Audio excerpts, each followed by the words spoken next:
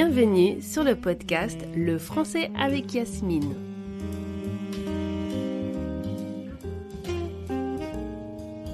Je suis Yasmine Le Cire, professeure rebelle de français langue étrangère et fondatrice de l'école Island French. Une école qui offre des cours de français pour adultes dans le monde entier. Avec le français avec Yasmine, je te propose d'apprendre et pratiquer le français sans te torturer ni t'ennuyer. Les fêtes de fin d'année arrivent à grands pas et avec elles, l'année 2025.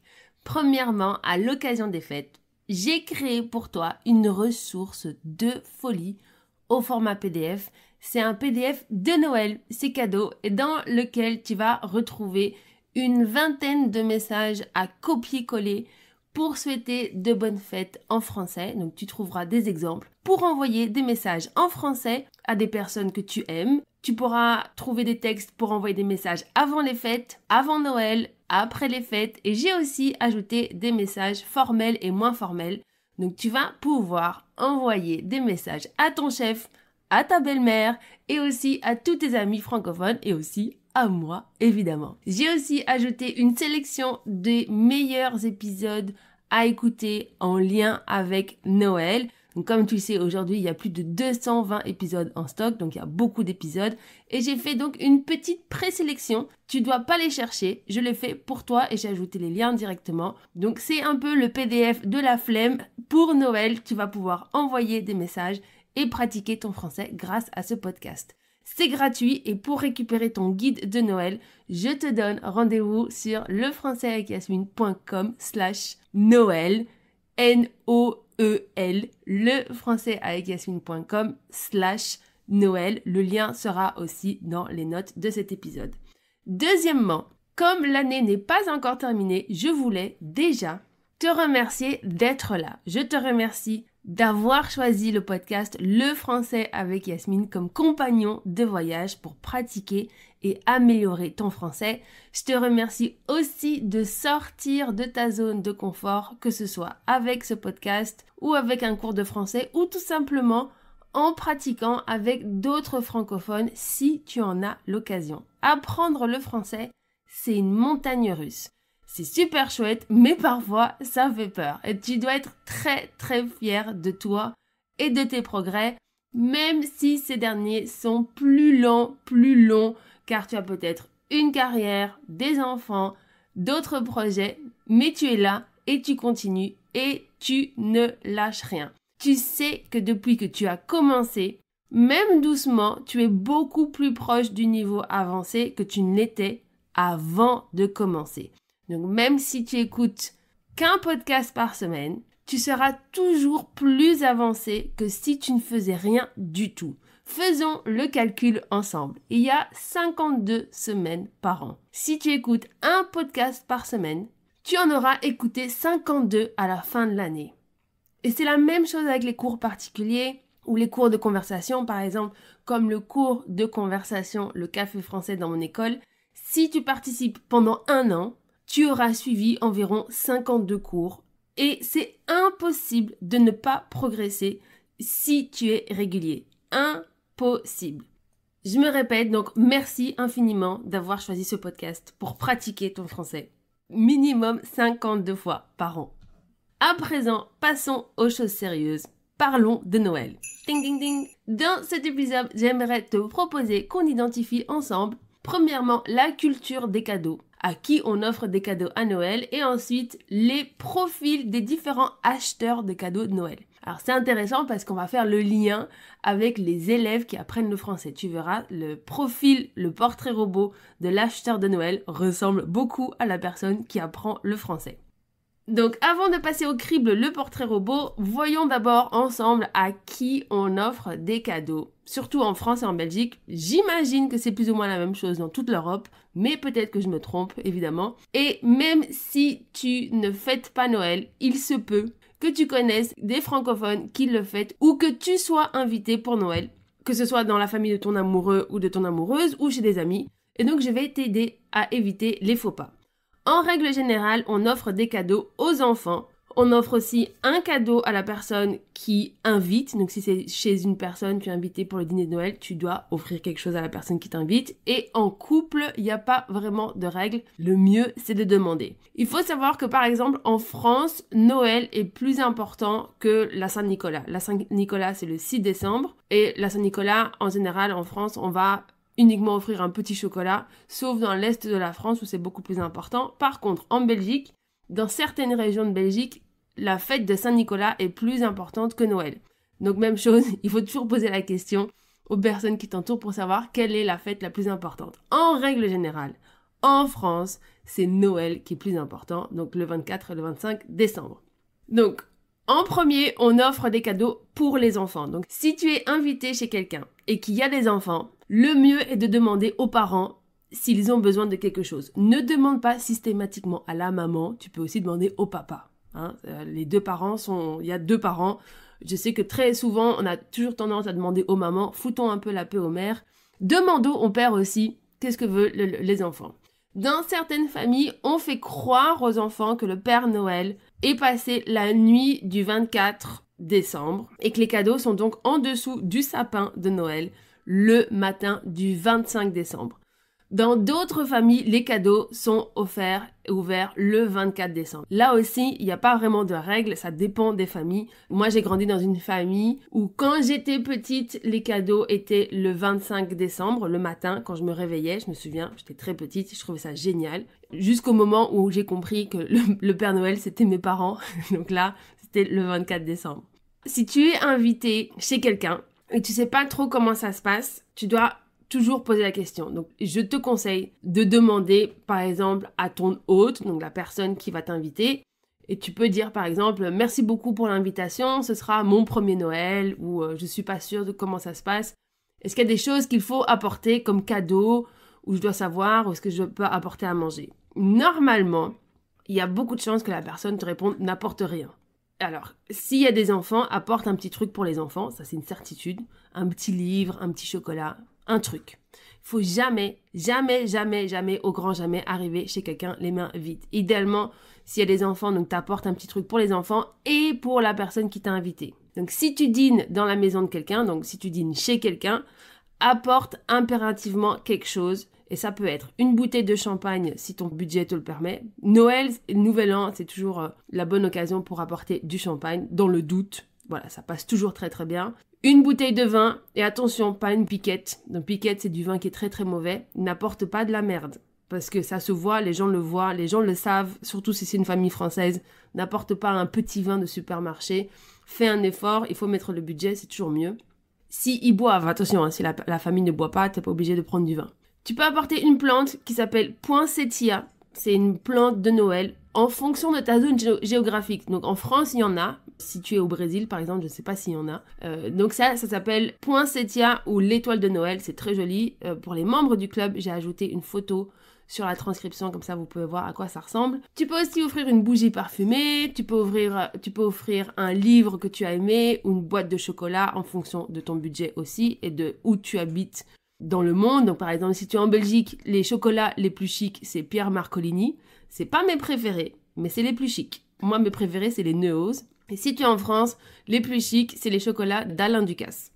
Ensuite, pour les couples à Noël, comme je le disais plus haut, il n'y a pas vraiment de règles et le mieux, c'est de demander et d'en parler. Alors, je vois parfois des femmes d'origine étrangère qui sont mariées avec des Français et qui se plaignent parce qu'ils n'ont pas prévu de cadeaux. Donc, les cadeaux dépendent souvent de l'origine des personnes. Donc, imaginons, si lui, le mari, n'a pas l'habitude d'offrir des cadeaux en étant adulte, il continuera aussi probablement de le faire en couple et c'est pas une mauvaise chose. Ça reste un homme et les hommes ne lisent pas entre les lignes, on le sait. Donc, si tu es une femme, que tu es en couple avec un Français et que tu veux un cadeau, dis-lui, cette année, pour Noël, on se fait des cadeaux. Dans le cas contraire, tu peux aussi lui dire, écoute, on est grand, on va pas se faire de cadeaux, ça ne sert à rien. Voilà. Donc c'est en fonction de ta personnalité, de la personnalité de la personne avec qui tu es, homme ou femme. Il faut en discuter, c'est toujours mieux, surtout les premières années, pour éviter les impairs et les faux pas. Ensuite, maintenant, passons au portrait robot de l'acheteur de cadeaux de Noël. Dans le profil des acheteurs de cadeaux de Noël, j'en ai identifié 4. Il y a l'organisé, l'indécis, le pressé et le radin. J'aimerais que tu réfléchisses à voir qui tu es par rapport au portrait robot de l'acheteur de Noël et tu seras aussi probablement la même personne pour tes cours de français. Donc le premier, c'est l'organiser. L'organiser commence toujours ses recherches des mois à l'avance. Il connaît le profil de la personne à qui il va offrir son cadeau à la perfection et il sait exactement ce qui lui fera plaisir. Dès qu'il a une idée de cadeau, il la note quelque part, il ne l'achète pas immédiatement, il analyse et ensuite l'achète, mais surtout pas en dernière minute. L'organiser ne fait rien en dernière minute, donc il ne se laisse pas non plus avoir par les livraisons de dernière minute. Lui, il achète ses cadeaux pendant la première semaine de décembre, emballé, c'est pesé, c'est fini, et il ne se laisse pas avoir du tout par tout ce qui est changement de dernière minute.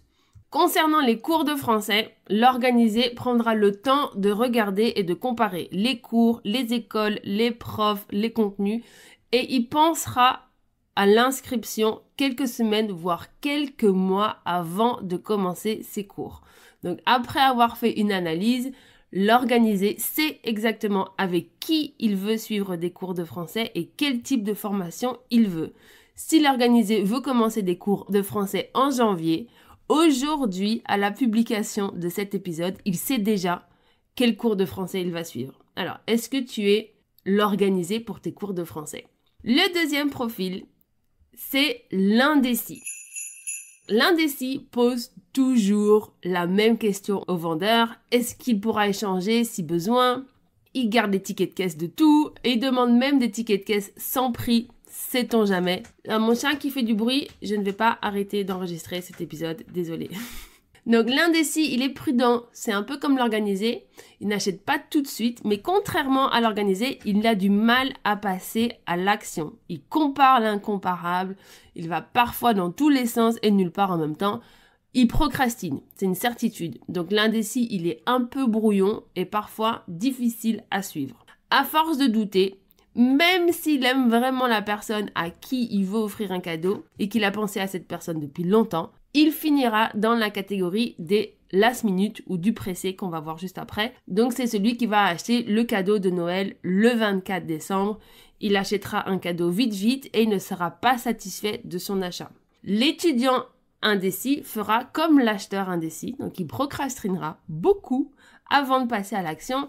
Il attendra plusieurs semaines, voire plusieurs mois avant de s'inscrire à un cours de français et puis, quand il sera enfin prêt, le cours dont il rêvait ne sera plus disponible ou complet et devra se raviser sur un autre cours ou attendra encore plus longtemps. Et on continue le cercle de la procrastination. Est-ce que tu es l'étudiant indécis? Notre troisième portrait robot de l'acheteur de Noël, c'est le pressé, ou le mal organisé, ou le last minute, ou voire celui qui est aussi un peu de mauvaise foi. Donc le pressé, il attendra de toute façon, quoi qu'il arrive, le 24 décembre à 18h pour acheter ses cadeaux. Lui, il n'a rien étudié du tout, il sait plus ou moins ce qu'il veut, il verra directement en magasin ce qu'il peut offrir. Il n'a pas de liste et il sait très bien ce qu'il veut et c'est le roi de l'improvisation. Donc il sera aussi de mauvaise foi en disant qu'il avait trop de travail, qu'il y avait des bouchons, que les délais de livraison étaient abominables et que c'est pour cette raison qu'il a trouvé un cadeau un peu moyen. Car étant donné qu'il s'y prend en dernière minute, il n'est pas à l'abri des problèmes de dernière minute. Rupture de stock, délai de livraison astronomique, foule dans les magasins, magasins fermés. Et l'étudiant pressé, c'est celui qui décide de s'inscrire et veut commencer le cours de français immédiatement. Donc il ne va pas choisir l'école, mais plutôt le cours qui est disponible coûte que coûte. Donc il arrive très souvent que le pressé choisisse donc très mal l'école et en plus s'en plaigne après. Donc il ne va pas spécialement faire d'études de marché pour comparer les écoles, les profs et les cours. Lui, il vit à la dernière minute. Donc l'étudiant pressé va décider le 26 décembre qu'il veut suivre des cours de français le 1er janvier. Sauf que la plupart des écoles ont déjà des cours et des groupes organisés et que créer des cours en groupe dans une école, ça ne se fait pas en dernière minute. C'est long, il faut avoir des élèves, il faut trouver les professeurs. Et donc, dans la plupart des cas, les cours sont déjà complets en janvier. Et c'est pour cette raison qu'il y a parfois des listes d'attente pour rejoindre des cours en groupe, en ligne. Et c'est notamment le cas dans mon école. Et d'ailleurs, si tu veux rejoindre un de mes cours en 2025, le Weekly Dose of Fun, je reviens mi-janvier. Plus précisément, le premier cours sera la première semaine de février. Je te laisse le lien de la liste d'attente dans les notes de cet épisode pour que tu ne loupes pas les inscriptions et que tu ne sois pas comme le pressé. Le dernier portrait, c'est l'acheteur radin ou la radine. C'est celui qui refuse de dépenser de l'argent. Alors, il existe plusieurs types de radins. Celui qui n'a vraiment pas le budget, car par exemple son salaire est trop bas, il a fait une grosse dépense, et donc il doit vraiment faire attention à ses sous. Ça, c'est radin numéro 1. Lui, je ne vais pas vraiment parler de lui. Je vais surtout me concentrer sur radin numéro 2. C'est celui qui a des sous, mais refuse pertinemment de dépenser des sous, car il n'aime pas ça. Ce n'est pas un généreux, dépenser de l'argent, ça l'emmerde, c'est trop difficile. Donc, il est un peu comme l'acheteur pressé, sauf qu'à la différence, lui, le radin, il va trouver un truc dans son budget, que ce cadeau plaise ou non. Alors que le pressé, lui, va offrir un cadeau par dépit, mais pas involontairement et surtout pas avec une limite de budget. Le radin, lui, c'est calculé, c'est assumé, il ne veut pas dépenser d'argent, donc acheter un cadeau de merde, ça ne le dérange absolument pas. Le radin est capable d'offrir quelque chose qu'il a déjà reçu, ni vu ni connu. Ça peut paraître choquant, mais ça m'est déjà arrivé. Allez, je te raconte parce que je sais que toi aussi t'adores les petites histoires. Il y a des années, j'avais organisé un Noël entre copines et une des filles qui était en stage à l'époque, c'était il y a des années, hein, donc on était en stage et tout ça avant de commencer nos carrières. Donc il y avait une des copines qui était en stage et elle a offert le cadeau qu'elle avait reçu à la soirée de Noël. Elle a offert ce cadeau, voilà, refaire, je sais même pas si ça se dit, ce cadeau qu'elle avait reçu à sa directrice de stage. Bon, c'est déjà hyper choquant. Donc elle offre à nouveau le cadeau qu'elle a reçu pendant notre fête de Noël à sa directrice de stage. Manque de chance, ou comme on dit en français, manque de peau. Sa directrice de stage l'a tagué sur Facebook et donc tout le monde l'a vu. Donc vraiment la honte. Elle, franchement, c'était une radine profonde. Elle s'appelait Elisabeth. Elle n'écoutera jamais ce podcast parce qu'elle est francophone native, elle a pas besoin. Et évidemment, des plans comme ça, là, on en a fait beaucoup après. Donc tu penses bien. Avec le temps, on a arrêté de se parler parce que moi, les gens comme ça, c'est pas possible. Donc voilà, le radin ou la radine fait ce genre de choses. Et j'espère de tout cœur que si tu écoutes ce podcast et que ça t'est déjà arrivé, c'est interdit. Tu ne peux pas offrir à nouveau quelque chose qu'on t'a offert. Ça ne se fait pas. Donc l'étudiant radin, c'est celui avec qui je ne travaille plus depuis des années, que je refuse dans mon école, et surtout à Paris. Donc c'est celui que j'identifie comme mon anti-muse, et j'en parlais justement dans l'épisode 200, surtout à Paris. C'est celui qui roule en Tesla, c'est celui qui achète un appartement avec vue sur la Tour Eiffel et qui dit que les cours sont trop chers.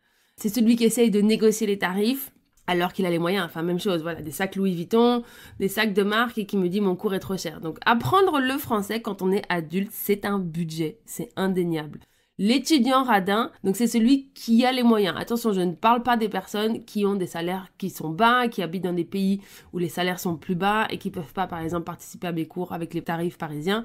Ça ne rentre pas en compte dedans. Moi, je parle du radin qui a les moyens, qui a un très bon salaire, qui a une très belle carrière, qui est probablement propriétaire et qui a juste pas envie de dépenser de sous pour ses cours de français. Ils sont nombreux, il y en a quelques-uns quand même. Moi, je les refuse dans mon école. Et donc, l'étudiant radin, c'est aussi celui qui va trouver donc des cours pas chers à tout prix, même s'il a le budget, et même si le programme est moyen. Le plus important, c'est le prix, c'est pas la qualité. Il faut que ce soit pas cher. Sauf que quelque chose qu'on va pouvoir faire pour toujours, c'est-à-dire parler français. Une fois que tu as appris à parler français, tu vas parler français toute ta vie. Ça ne peut pas se faire gratuitement ou avec des trucs pas chers ou avec des trucs de mauvaise qualité. C'est nul. Et donc l'étudiant radin, c'est aussi celui qui pense qu'il va pouvoir apprendre gratuitement avec tous les contenus gratuits et ou avec les contenus de ses anciens cours, mais qui ne fera rien en fin de compte, car pour le faire, il faut être extrêmement organisé et extrêmement discipliné. Et on va pas se mentir, on est adulte, avec notre travail, nos carrières, nos projets, nos voyages, la famille, c'est très difficile, voire impossible de se motiver et de se discipliner seul à étudier et pratiquer le français. Et à part les polyglottes, Je n'ai jamais, et je te dis bien, je n'ai jamais rencontré d'élèves qui ont réussi à le faire. Donc on vient de voir les 4 portraits robots de l'acheteur de Noël et aussi donc de l'étudiant qui va s'inscrire à des cours de français. Si tu es membre du club, j'aimerais qu'on continue cette conversation, soit dans ton espace membre, soit dans le canal Discord, et j'aimerais que tu me dises quel est ton profil, qui es-tu, 1, 2, 3, 4. J'ai une petite idée si tu as décidé de t'inscrire, de rejoindre le club évidemment. Et n'oublie pas, pour les membres du club, le bonus, le PDF de Noël est dans votre espace. Je l'ai ajouté en dessous de l'audio et aussi avec les transcriptions. Pour ceux qui ne sont pas membres du club, qui veulent absolument télécharger ce PDF de Noël de folie, n'oubliez pas qu'il vous attend sur lefrançaisavecYasmine.com/Noël. lefrançaisavecYasmine.com/Noël. Et dans ce PDF, il y a la vingtaine de messages à copier-coller pour souhaiter de joyeuses fêtes à des personnes qu'on aime en français. Mais ça peut être notre chef, ça peut être la belle-mère, ça peut être nos amis. Et j'ai aussi ajouté donc la sélection des épisodes du podcast Le Français avec Yasmine en lien avec les fêtes de Noël. Merci infiniment d'être avec moi dans cette aventure du podcast Le Français avec Yasmine. Ce podcast n'existerait pas sans toi.